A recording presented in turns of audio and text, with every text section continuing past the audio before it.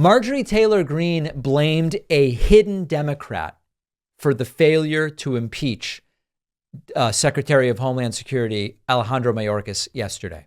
Now, as we already discussed, you shouldn't bring a bill to the floor when you aren't absolutely sure what's going to go on with the votes. A Democratic Congressman, Al Green, when they say that he was hidden, makes it sound like he was hiding in a box somewhere. He was brought out in a gaffer's cart like Taylor Swift at a concert, when in reality, he just showed up after surgery and voted. So here is Marjorie Taylor Greene saying Democrats hid someone. They hid them. Democrats hid one of these votes that they had. So was it something that people would see? Is that something that Republicans? I'm glad you asked that because well, we can basically look at this as a game, unfortunately. The game being played, of course, by Republicans. And their strategy. And they hid one of their members waiting to the last minute, watching to see our votes, trying to throw us off on the numbers that we had versus the numbers they had. So, yeah, that was a strategy at play tonight.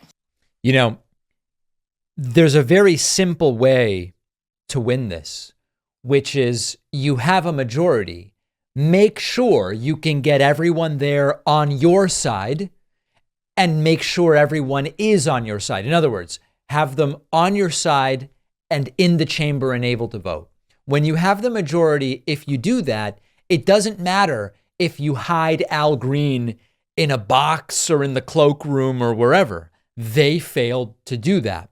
Matt Gaetz weighing in on this on Newsmax after the failed vote, saying, I have never missed George Santos more.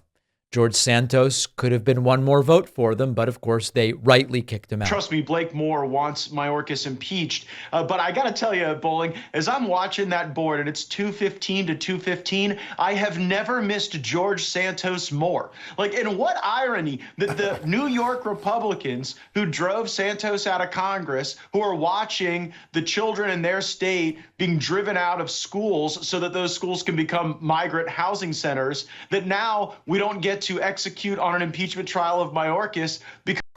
Yeah.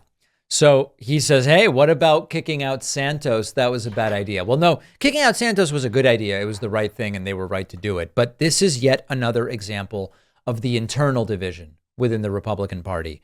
We see them so often blame different elements and aspects of the Democratic Party, the left, wokeness, social justice, whatever it is that is the phrase of the day. And then you look at this and you see Republicans are divided over the prudence of overturning Roe v. Wade because some of them recognize it's been disastrous for their party. You see Republicans divided over the removal of George Santos from Congress. You see Republicans divided over, well, we wanted this bill, but then now for political reasons, we're against it. That doesn't really make sense. You see Republicans divided over, we want to impeach Mayorkas, or do we? Do we have the votes? No, we don't. Is this a good idea anyway? Well, we should have done it, but we should have had the votes, or it was a hidden Democrat. This is a party that is in complete and total shambles. The real question now, and it will be a sad and stunning failure if the answer is no. The real question is, can Democrats really take advantage of it in November of 2024?